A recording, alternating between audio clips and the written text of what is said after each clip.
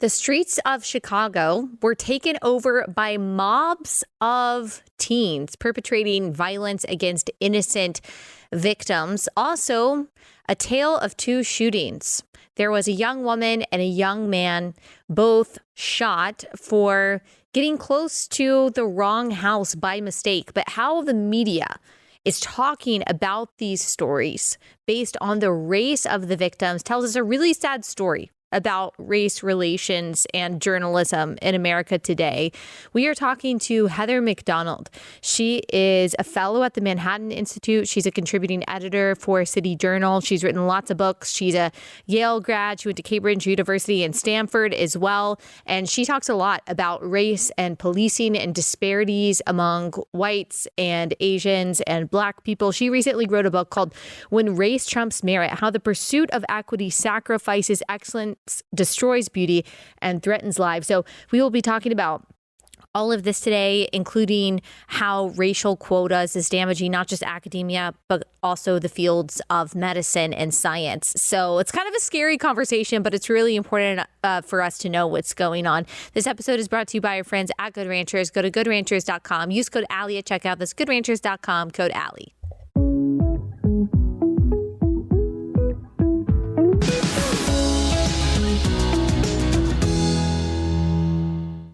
All right, before we get into that conversation, I understand the reaction and response probably that I'm going to get from some people about this. And look, I'll just be honest with you.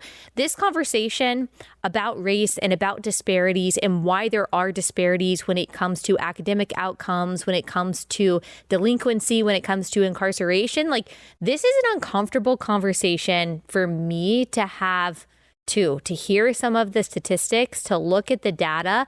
And Heather offers a very curt, a data-based, but a very curt, a very blunt analysis of why these disparities exist. So I just encourage you to see this conversation for what it is, looking at statistics and wanting to find solutions to these disparities and these problems that actually benefit all communities, including communities that are predominantly Black and brown. I know it can be difficult to hear some of the harsh things that are said, but this is coming from a place of wanting things to be better for everyone. And the fact of the matter is the diversity, equity, and inclusion, the progressive policies, affirmative action of the left has actually damaged the very communities that the left says that they care about and are serving. So that's what this is about. Obviously, on this podcast, we believe that everyone is made in the image of God. Everyone has the same innate worth. Everyone has an equal place. If you are apart from Christ, you are equally dead in sin. If by grace through faith you have been saved by Christ, then you are equally alive in Him. That is the worldview that we are operating from. What we are talking about today is data. What we are talking about today is media bias. We are talking about statistical disparities and what is actually behind those things. So know that is where this is coming from. This is an uncomfortable conversation, I think, for a lot of people, understandably so, but we have to be willing to look at these facts to be able to ever solve any of the problems that I know all of us, no matter what side that you are on, really want to solve. So without further ado, here is our guest today, Heather McDonald.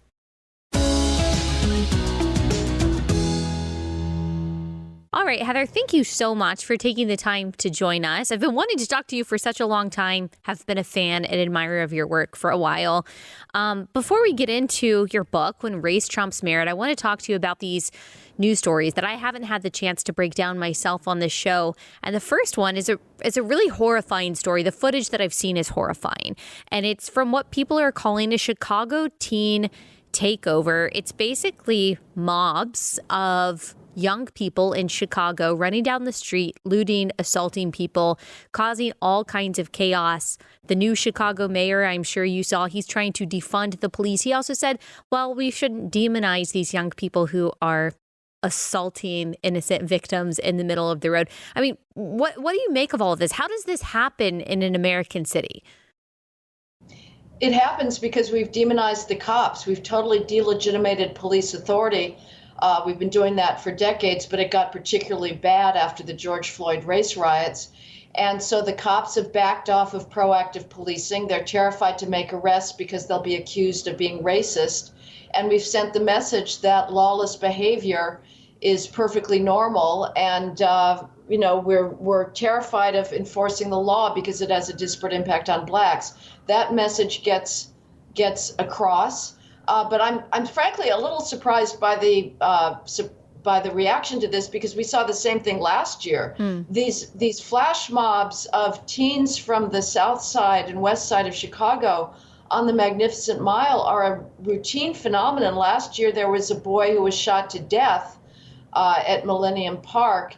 And last year, Lori Lightfoot actually raised the drawbridges so that people couldn't be able to come in to the downtown area. So this phenomenon of the flash mobs, of the knockout game, of wilding, has been going on for decades, and mainstream America turns its eyes away and pretends it's not happening, and instead embraces this wildly fictional narrative that the real threat in interracial violence is white on black, whereas the reality, Allie, is it's black on white.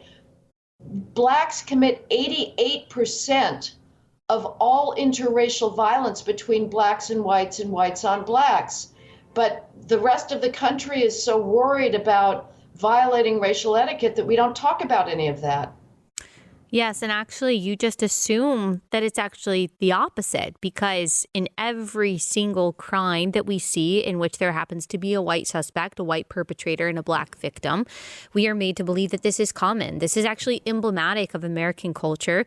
We saw, of course, after George Floyd, people like LeBron James saying, well, I just want to be able to go outside without being hunted, which of course, I mean, it's not a laughing matter considering the gravity of what we're talking about, but it's almost laughable to hear someone like LeBron James say something like that. And of course, it causes all kind of strife. It causes all kind of resentment. But even worse than that, and this is what you talk about so much, it actually affects policy, which then affects people's lives. You're talking about a lack of policing, a lack of respect for law enforcement that has been going on in Chicago for a very long time, that has led to the enabling of these mobs of young people who, of course, I mean, their parents should be really the first line of defense here. That's a whole other conversation.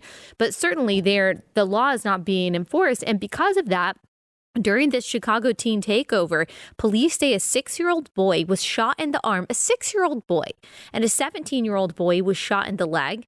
And then I'm sure you saw a video of this woman. She was getting assaulted by this mob of teens. Do we have the video of this mob of teens getting assaulted? Okay, we don't have a video of this woman being violated. Apparently there was a differing story. Her boyfriend was being attacked. He was trying to protect her. I don't know exactly what was going on, but obviously violence was being perpetrated. And so, I mean, this costs lives. This costs people's safety. And yet it seems like no amount of bloodshed motivates the officials in Chicago to change their tune or to change their policies in favor of trying to protect, people like this 6-year-old boy who was shot. Why? Why not? Like, what is behind their inability to see the danger that they are allowing? Because if they enforce the law, they will have a disparate impact on black criminals. Rahm Emanuel was the mayor of Chicago several years ago, and he and his police chief would routinely go up to this Illinois legislature and ask for stricter gun laws for illegal use of weapons. And the Black Caucus in the Illinois legislature routinely said, no, we're not going to give you those stricter laws because it will have a racially disparate impact. The left loves to talk about gun control, meaning, limiting legal gun sales. That's not what is creating gun violence. The gun violence in this country is an inner city problem. It is drive-by shootings used by illegal guns. The solution, as you say, Allie, is primarily has to come from parents and families. The culture has to heal itself. But the criminal justice system can come in after the fact and penalize people for the illegal use of guns, but we don't do that because it will mean that we'll put more black criminals in prison. And as a culture, we've decided we would rather not incarcerate criminals then do so if that has a disparate impact on blacks. And, you'd mentioned a 6-year-old boy shot. That's the tip of the iceberg, Allie. I mean, black kids are being fatally shot in their backyards, in their front yards, in their parents' homes, in their cars, at birthday parties, trampolines. Yeah. I have a list in my book of the carnage on a daily basis for about 4 months in 2021. It is utterly astounding. And the country turns its eyes away from these young child black victims because it doesn't want to talk about their perpetrators.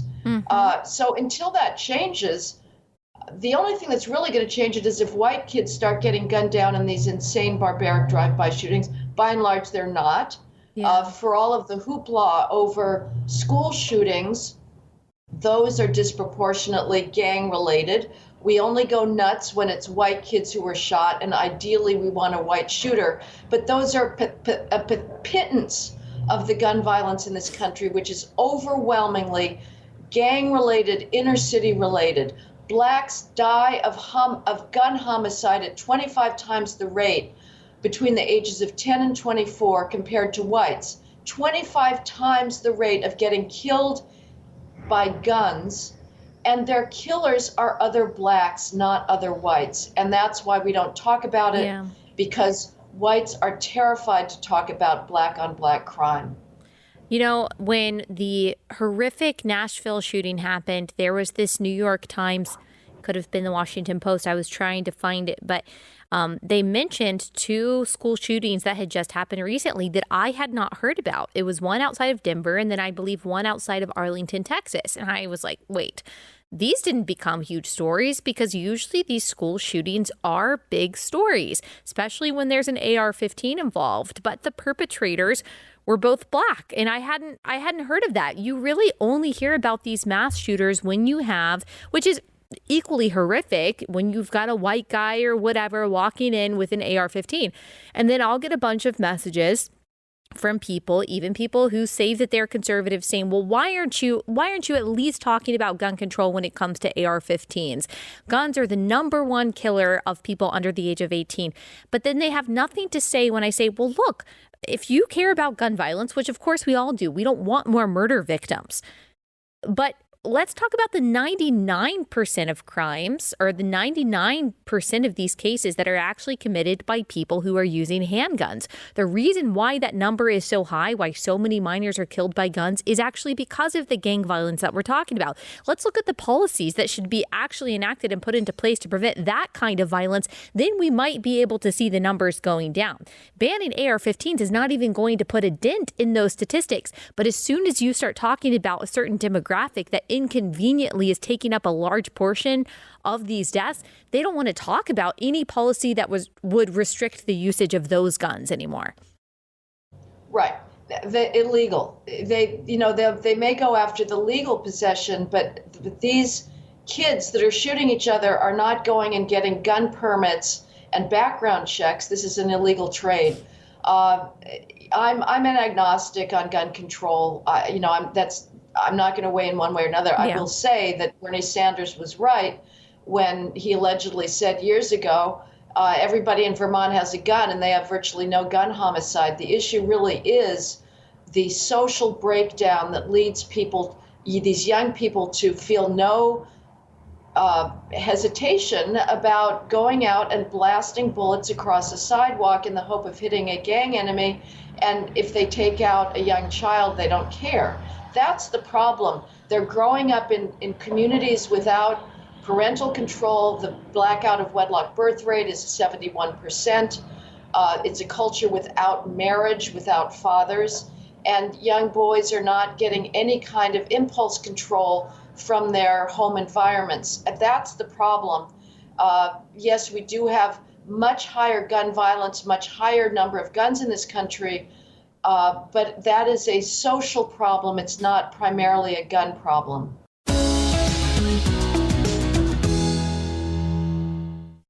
All right, let me pause to tell you about our first sponsor for the day. That is Freedom Project Academy. Freedom Project Academy has perfected online learning, offering live on-demand and homeschool courses for kindergarten through 12th grade.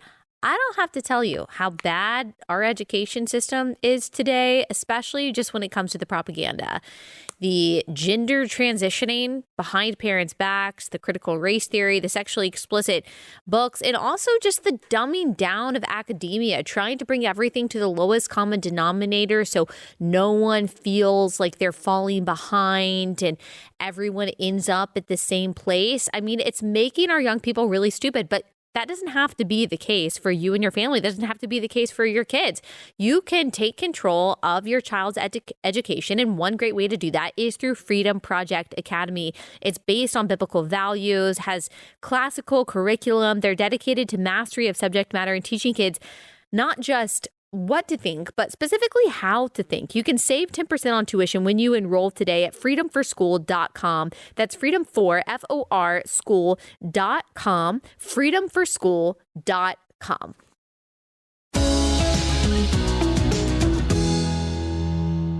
And if anyone is questioning, which it's hard to believe that anyone could at this point, but maybe you just consume mainstream media and you don't see the duplicitous nature of how the media reports on these kinds of stories when it's either black on black crime or when it's black on white crime or even when it's white on white crime versus white on black crime. Really, that's the only time that you see the media highlighting race as a central part of the story. And the motive is already and automatically, immediately assumed. We have a motive. So they say. But when it comes to, for example, the shooter in the Nashville scenario, even though we have a manifesto, they pretend like the motivation is completely up in the air. We don't know. But when you've got a race that is white of the suspect and black of the victim, then we always know that it's white supremacy. So there's two tragic stories, equally tragic stories that occurred over the past week. There was a boy by the name of Ralph Yarl. He's a 16-year-old black teenager, so is reported, arriving, and this is how it's being reported. So at the wrong house in Kansas City, apparently going to pick up his siblings from a friend's home, and he rang on this doorbell. Some media reports, Time Magazine said he entered the home. Most media reports are saying that he just rang the doorbell. And a man by the name of Andrew Laster, 84 years old, opened fire. I guess he thought the teen was trying to break in. Thankfully, the boy lived. He's in the hospital, or I think he was released from the hospital. He was shot twice, once in the head. And then you've got also this woman named Kaylin Gillis. She's a 20-year-old. She turned into the wrong driveway. A man came out of his house. This is in upstate New York, shot her, murdered her. Well, the difference is obviously in what's being reported related to the races of the perpetrator and victim. The race isn't being reported at all when it comes to the young woman because they're both white. But also you see President Biden and Vice President Kamala Harris, President Biden, calling the family of Ralph Yarl and inviting them to the White House after he gets better. They've raised on GoFundMe $2.8 million at this point. And you have the media with an outpouring of sympathy for this young man who is just assumed to be a victim of white supremacy, and virtually no outrage and sadness for this young woman. I'm guessing because she's white and was killed by another white person. So this is just how it goes. If people can't see that at this point, I don't even know how to help them. Well, you're absolutely right. Here's the rule of thumb. If you're reading a crime story and the race of the perpetrator is not disclosed, it's black. That's just 100% guaranteed. Because if the race of the perpetrator was white, the press story would have said that. And so that means, and we saw this happening in the 90s when newspaper after newspaper decided that they would no longer report race of criminal suspects because they were almost always black. And so they decided that they would violate their obligation to maintain public safety and help society preserve itself by withholding relevant information if you're trying to find somebody and get witness identification on a criminal who's still out on the lam, but they would withhold relevant vital information rather than contribute to a factual truth, which is that violent street crime is way overwhelmingly, in some cities, 100% committed by so-called people of color. So this has been going on for decades. It's quite extraordinary. And you mentioned earlier the LeBron James fatuity of well, they just want to hunt us down or something. The worst is from President Biden. He ran while he was a candidate in 2020 on the idea that Black parents were right to fear for their children every time they step outside, that they will be killed by the police or killed by whites. He brought that up again after the Ralph Yarl shooting. It is a complete falsehood. It has nothing to do with reality. Again, the reason that Blacks die of homicide at 25 times the rate of gun homicide as whites is because Blacks are killing them, not whites. You could remove all police shootings of Blacks, you could remove all white shootings of Blacks, and it would have no impact on the Black death by homicide rate. Yes. And just to reiterate something that you said earlier, I mean, most homicide is intraracial. So it's mostly if a white person is murdered, it's usually by a white person, Hispanic person by a Hispanic person. The only demographic that's not actually true for is Asians. An Asian person, if they are murdered, they are actually most likely to be murdered by a Black person. You can look that up in the Bureau of Justice Statistics. But also, even though it is much more likely for a white person to kill a white person, Black person to kill a Black person, as you're saying, you also mentioned that it is much more likely for a white person to be killed by a Black person than vice versa. And, Ben Shapiro actually tweeted this out yesterday because of this whole narrative that the media is trying to spin. And this has been true as long as we have data. This is from U.S. News and World Report, just emphasizing what you're saying, that it is much more likely to be the other way around. And yet we are constantly told the opposite narrative. And it really affects how people view reality. And it causes so much undue bitterness and resentment. Yes. And as we've already talked about, it affects policy, not just crime policy, not just so-called criminal justice, also education policy. I mean, this affects everything and then it ends up, ironically, disproportionately negatively affecting Black people.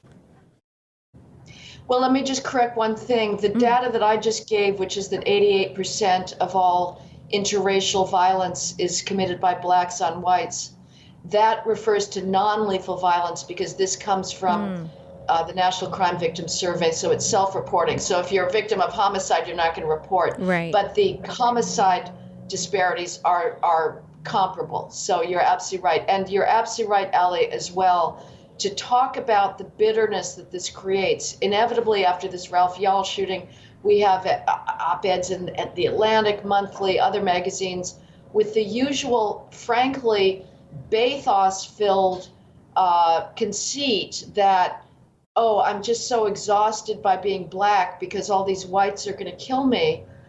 That's just insane. And after any of these incidents, you have people saying, I'm terrified to go outside because I'm going to be killed by a white person.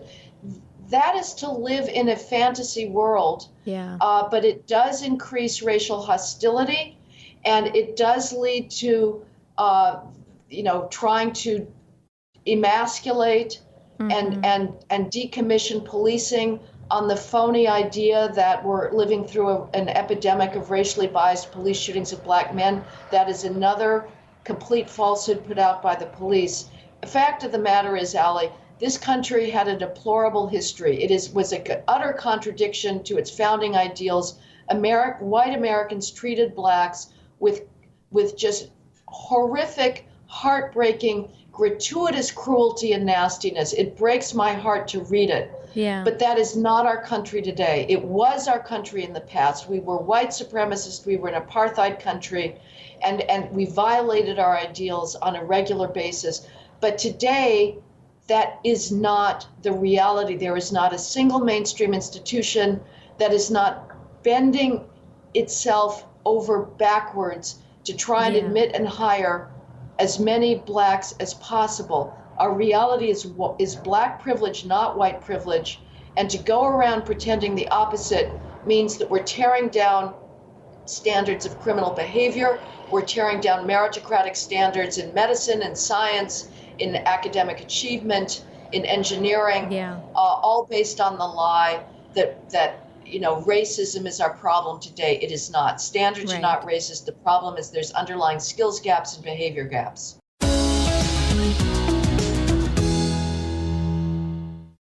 Okay, we talk a lot on here about how corporations are embracing left-wing ideology. They've been completely captured by the destructiveness that is progressivism, and it can be really difficult to turn over our dollars to them so that they can provide a product or a service to us that we need. But that's why Patriot Mobile exists. They are America's only Christian conservative wireless provider. They offer dependable nationwide coverage on all 3 major networks, so you get the best service possible, but you're also giving your money to a company that is supporting all of the values, all of the people, organizations that you also support. So it's just one more way we can feel good about how we are spending our money. When you support Patriot Mobile, you're supporting free speech, religious freedom, the sanctity of life, our military, veterans, first responders. They also have a 100% US-based customer service team that makes switching really easy. Go to patriotmobile.com/Allie or call them at 878-PATRIOT. You'll get free activation today with my link, patriotmobile.com/Allie, patriotmobile.com/Allie.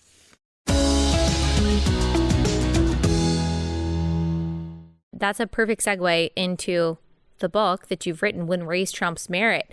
It goes against this narrative that, people like Thomas Sowell and Walter Williams also really argued against, this idea that really all of the disparities that we see today, whether it's fatherlessness, incarceration, economic, graduation rates, that all of that is a consequence of the legacy of slavery. They'll say slavery and Jim Crow weren't all that long ago. It's a generational effect, and that's why we see the disparities. Even if what you say is true, that we're not necessarily an institutionally white supremacist country today, still the legacy of that past oppression is still what is pushing down Black Americans today. Obviously, you disagree with that. You would say, actually, America is trying very hard and has for a long time to replace racial quotas with merit-based standards, right? We're replacing merit standards with racial quotas. Yes, and that's what I meant to say. As far as what's creating these gaps, there's many different explanations, and the sole explanation, I think his main argument is that let's not blame racism. There comes a point when whether or not these disparities are generation after generation after generation from slavery, there comes a point when the culture has to heal itself. It is not impossible to actually do your homework. You can say, well, slavery created some sort of anti-academic achievement ethos, but that really came about in the 60s. I can do my homework. That is within my control. And in fact, the only person who can make sure that I know how to read or do arithmetic is me. I have to do the studying. So one can bracket the discussion about what are the causes of this, and the left will always say that to the extent that they ever acknowledge the academic skills gap, which is huge, for instance, 66% of Black 12th graders do not possess even partial mastery of the most basic 12th grade math skills, such as arithmetic or understanding a linear relationship on a graph. And the number of Black 12th graders who are advanced in 12th grade math is too small to show up statistically. Given those disparities, it is absurd to expect that absent racism, Google would have 13% Black engineers, or Black computer scientists, or an Alzheimer's research lab would have 13% Black neurologists. They're simply not available in the competitively qualified academic pipeline. So my focus is on the disparities today, not what their causes are. And I would say we have spent decades and trillions of dollars trying to close those disparities through redistributing wealth, through way high funding for inner city schools. The gaps have not closed. We have to stop blaming ourselves for racism. We have to stop tearing down standards of achievement. And the culture has to heal itself and say, we're going to put in the effort it takes to meet the standards rather than demanding that the standards be lowered to meet us. Right. And some people will say when it comes to education that, well, it's a result of redlining. It's a result of a lack of funding. But actually, if you look, I just saw this stunning chart from Chicago schools, how much the principals are getting paid and the vice principals are getting paid, the administration is getting paid, versus how many students can actually read at a competent level. I mean, it's completely disproportionate. It's obviously not a lack of funding. There is something much deeper, as you're saying, that is going on there that's not being addressed, and is not only not being addressed, but this kind of incompetence from the administrative level is certainly being rewarded at the expense of these kids. And this is how you say it in your book, to kind of summarize what you just said. If Blacks are underrepresented in science research labs or overrepresented among arrested felons, the only allowable explanation is racism. The possibility that such racial disparities reflect the actual distribution of skills or differences in behavior is taboo. You're absolutely right about that. It is taboo. As a remedy for this alleged racism, we create double standards of accomplishment and behavior. But double standards help no one. They are condescending and they are lethal. So they're lethal. They're deadly. Talk about that. How are they deadly? Well, we see this most obviously in the criminal justice system, where we believe that the colorblind constitutional application of the criminal law is per se racist if it has a disparate impact on Black criminals. It will have a disparate impact on Black criminals because Blacks commit the overwhelming portion of violent street crime. Sorry, that's the case. In New York City, for example, Blacks are 23% of the population, but they commit about 75% of all shootings. And that's according to the victims of and witnesses to those shootings, who are themselves overwhelmingly minority. Whites are about 34% of the New York City population. They commit about 1% to 2%, if that, of shootings.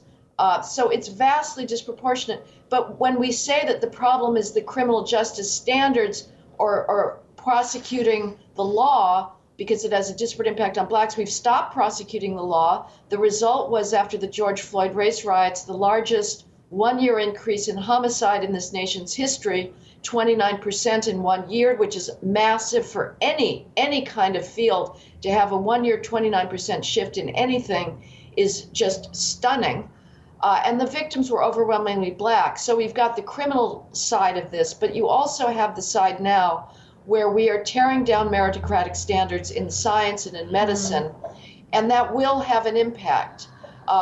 Medical schools are waiving, some medical schools are waiving the medical college admissions test, the MCATs, for Black students. This is the objective standardized medical school test like the SATs. Because those have a disparate impact on Black students. Why? Not because the tests are racist.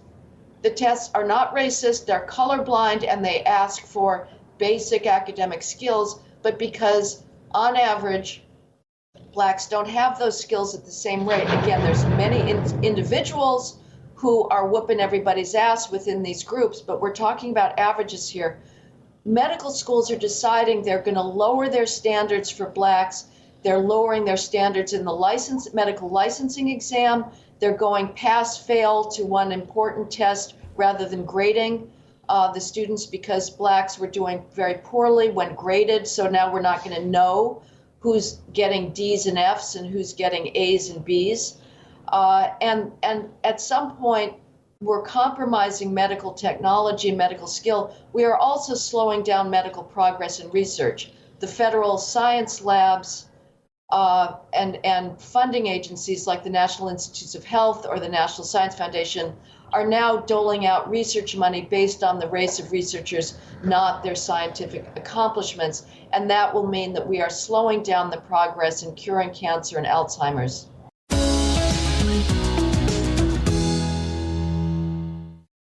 Okay, let me tell you all about Birch Gold.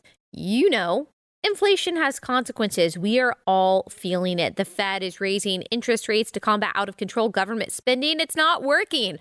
That's why diversification has never been more important. The recent surge in gold prices is directly tied to the extreme market volatility right now. This is why gold has historically been a great hedge against the stock market, against inflation. Now would be a great time to diversify into gold with Birch Gold Group. And if you just want to learn more about this, you want to see if it's right for you and your family, all you have to do is text Allie to 989-898. They'll send you a free info kit on gold. No obligation. You learn more about it. Then you can talk to them and see if it's right for you. They have thousands of satisfied customers, A+ rating with the Better Business Bureau.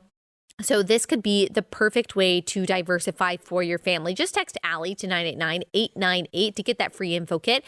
Allie to 989-898.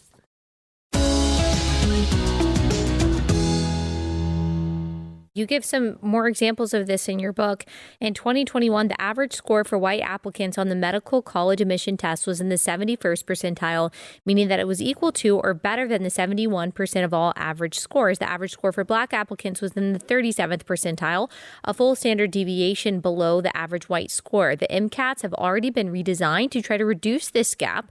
A quarter of the questions now focus on social issues and psychology. I mean, that in and of itself is troubling to me when I'm thinking about being put in these life and death situations. I'm totally, I have to fully submit to the expertise and hopefully the skilled hands of whatever surgeon is, at my table. Medical schools regarded those below average scores as all but disqualifying, except when prevented by Blacks and Hispanics. Over 56% of Black college seniors with below average undergraduate GPAs and below average MCATs were admitted, as were 31% of Hispanic students with those scores. Not true for Asian students. Less than 6% of Asian college seniors that had, under the typically acceptable standard when it comes to those scores were accepted. Of course, that's true for white students too. You give an example of University of Pennsylvania Medical School that guarantees admission to Black undergraduates who score 1,300 on the SAT. That's on a 1,600 point scale. That's a fine score. It's fine. Maintain an even more modest 3.6 GPA in college and complete 2 summers of internship at the school. I feel like this has changed really fast. I graduated from college in 2014, not all that long ago, but if I remember correctly, my friends who were applying to medical school, I mean, there were really, really high standards for that. Some of the smartest people I know weren't getting into medical school right away. And so it seems like these standards have lowered, but I guess just for some different demographics, especially in the past few years. Well, yes. I don't think you were paying attention, Allie. The racial preferences have existed. I mean, I wasn't. Yeah, the very founding racial preference Supreme Court case, Bakke versus the University of California, was from 1976 or 78, I think. So it's been going on. And this was challenging the University of California at Davis had a massive set-aside program for Black students. Alan Bakke he was a white guy, he had very high MCAT scores, he had very high GPA, he had fabulous recommendations, and he was rejected several times from the Davis Law School at the same time that Blacks with much, much lower MCAT scores and GPAs than him were admitted. And he challenged this, and the Supreme Court ultimately upheld the use of racial preferences in medical school and every place else on this ridiculous diversity rationale. So this has been going on for a long time, and I would say what has changed is that just if you're Asian these days, you have to be even better. I mean, the bar gets higher and higher for Asians. The discrimination against them gets worse and worse. And so it widens the gap in academic classes, whether it's at the college level or at professional schools. So you've got Asians who have had to meet the standards at like the absolute stratosphere. Their standardized test scores calculated out to 0.0000001% of the top. And then in this push for ever more diversity, and we've got to do even more to have racially proportionate schools, medical schools, law schools, engineering schools, they're lowering their standards even further to admit blacks. And so the mismatch effect gets greater and greater. Yeah. Man, it seems like this problem is almost too big and too embedded to take on. Obviously, I think it's great that governors like Ron DeSantis are pushing back against DEI, diversity, equity, and inclusion policies and trying to ensure that institutions are using merit-based standards. But of course, that's just one section of the country. We're talking about like the federal government here. We're talking about even global institutions that are pushing this kind of thing. And then there's also the aspect that you talk about so much that's really underneath a lot of this is the social fabric. If it's 71% of Black children are born into fatherless homes, and we know that as a driving factor behind delinquency and all kinds of problems for young people, I don't even know where to begin to solve that problem. I mean, what do you suggest? How do we as just regular people try to rectify what is such a horrific issue? Do no harm. The first thing we have to do is stop tearing down our standards on the phony charge of racism. We have to stop being cowed by the race hustle. I am not going to be silenced by being called a racist for telling the facts about academic achievement, about criminal offending. They're the facts. I'm sorry, you can't take me down. And so we have to defend meritocratic standards. We have to defend criminal law standards with facts and saying if we're not going to allow our civilization to be canceled. You're absolutely right that the elites are very hard to reach. However, as DeSantis, it's a very, very good start. And as far as what we can do, I mean, I guess we can start not being paternalistic towards blacks and not lowering standards on their behalf, but say, no, we expect you to meet standards. You have the capacity to do that. We're stripping blacks of any agency, and they're stripping themselves of agency. And let me just say, I'm speaking of averages here, and there are individuals within any group that are at the absolute top end of the absolute bottom line. There are thousands of blacks who are outperforming whites and Asians. The difficulty with racial preferences is it tars the entire group as needing lowered standards. Right. And that makes the beneficiaries of racial preferences live under this cloud of suspicion that is a perfectly logical, rational cloud. Yeah. But by and large, to be honest, Allie, white Americans have very good will, and I want everybody to succeed, but there's only so much that the so-called we can do. The problem of the Black breakdown of the family is really tough because relations between males and females in the Black community are very toxic. There's a lot of suspicion. But again, that's not something that people from the outside can solve. And the acting white syndrome, the anti-acting white syndrome, that has to change. There has to be the same emphasis on academic achievement that you see in Asian families, and they can do it. You can take your textbook home. You can't learn if you're not in the classroom. Parents have to make sure that their kids are not truant. You can't study for the test if you haven't taken your textbook home. And you can't study for the text if you're running the streets at night.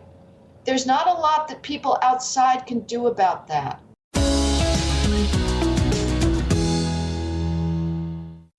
Okay, have y'all seen Nefarious yet? Have you gone out and seen Nefarious? That Steve Deace's movie talks about the reality of spiritual warfare, of good and evil, of Satan's authority as the prince of the power of the air, as Ephesians 2 calls it, in a very creative, very disturbing, but very compelling way. You need to go out and see it. I would not probably recommend bringing your kids, depending on the age. Definitely not young kids, but maybe if you're older teens or mature enough, you feel like you can have a conversation with them about the reality of demonic forces and spiritual warfare, then that would be good. In general, it's just a great conversation starter. This is a movie that you could take a non-Christian to, and it would start a conversation about faith and just what's going on behind the material world that is very real and has eternal consequences. It's kind of like modern day screw tape letters. I'm telling you, it's dark. So just know that going in, but it's supposed to be, because evil is dark. And so it's a great movie. I'm so proud of my Blaze TV colleague, Steve Dace. He's done an incredible job in creating this movie. Go to whoisnefarious.com. You can check it out for yourself, where you can see it, where you can buy tickets. Whoisnefarious.com. You'll see the trailer there too. Whoisnefarious.com. And that's just the harsh reality of it. And I know people will hear this. I'll get people who are conservatives who listen to this episode and will say, that was so racist. That was such a racist conversation. You're not talking about the innate capacity of these people or the innate capabilities or innate nature of anyone. You are talking about the facts. You're talking about statistics. You're talking about reality. At some point, we have to face reality, and we have to have an honest conversation about what is causing the disparities? What is causing this reality, which everyone, by the way, is uncomfortable with? No one wants these disparities. No one wants the fatherlessness. No one wants the underperformance. We all want people to succeed and achieve. But so many people are unwilling to look at that reality because they don't want to be called a bigot. I think that's the biggest impediment to making any real progress. You're right. You're absolutely right. And again, it's not racist to talk about the facts. And the disparities that I'm talking about are when you apply a neutral colorblind standard, and that produces disparities. But listen, Allie, I understand the racial etiquette, and whites are absolutely terrified to look head on at inner city dysfunction. And there's an argument to be made that in a multicultural society, no group should speak honestly about any other group, and we should all turn our eyes away.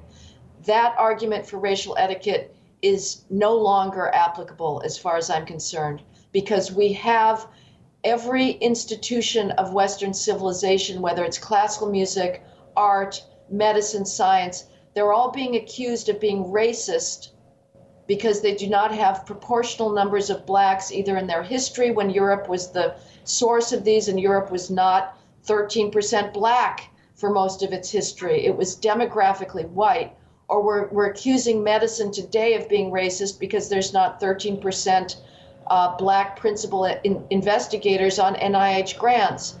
When that is the dominant discourse, and they're accusing everything else of being racist, I'm not going to follow the racial etiquette that says I can't talk about the underlying disparities in academic achievement that lead to these lack of proportional representation.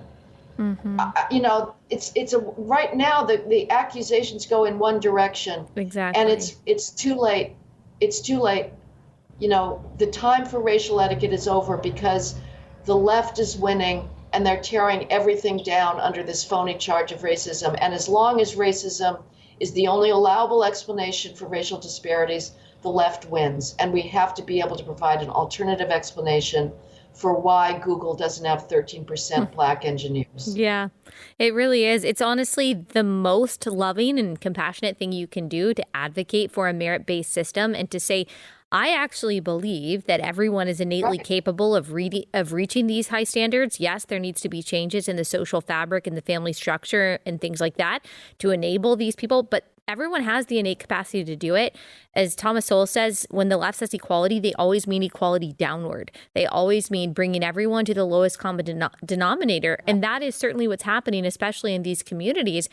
And it makes them worse off. So if you really care about Black people, if you have a heart for these communities that you feel, whatever words you want to use, are underserved or on the outskirts of society, whatever you want to say, well, then let's look at the actual policies that would benefit them rather than enable and exacerbate the despair and the violence that we see characterizing these cities. That means you're not going to be on the progressive side of this issue if you truly have compassion for these people.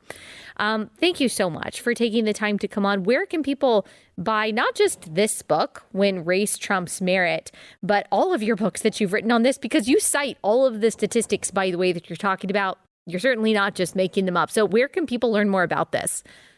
Oh, thank you, Allie. Just wherever people like to buy books, it's every place. I hate to say Amazon, but it is on Amazon and Barnes & Noble. Any place you can just Google me, and I think you'll find it. The Manhattan Store. I've got a Twitter account. I don't even know what it is. I don't run it, but it gives a lot of my information and stuff. So. Yep. When race trumps merit, how the pursuit of equity sacrifices excellence, destroys beauty, and threatens lives. Heather, thank you so much for coming on. I really appreciate it. Thank you for such a great interview and for reading my book, Allie. I'm very grateful to you. Thank you.